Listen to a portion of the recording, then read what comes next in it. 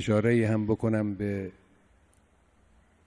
ایام شهادت دردانه اهل بیت فاطمه زهرا سلام الله علیها،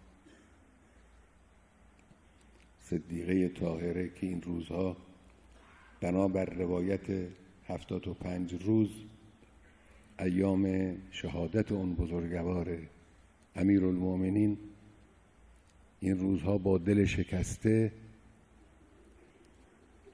با سینه پر از غم، با عزیزه خود وداع می کند.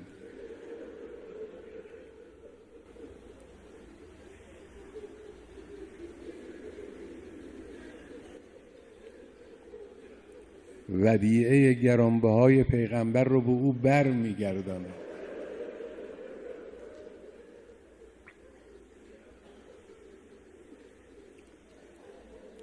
دل امیرالمؤمنین پر از غم است، اما اراده او و همت او مطلقاً کاستی نگرفته است. این درس برای من و شما. گاهی دل از غم مالامال می شود.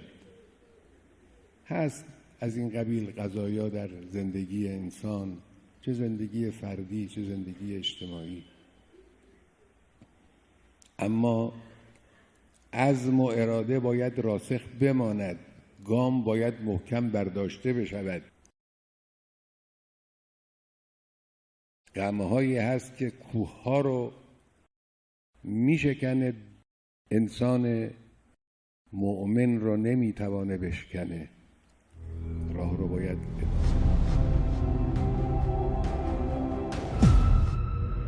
اینجا مرکز مقاومت است.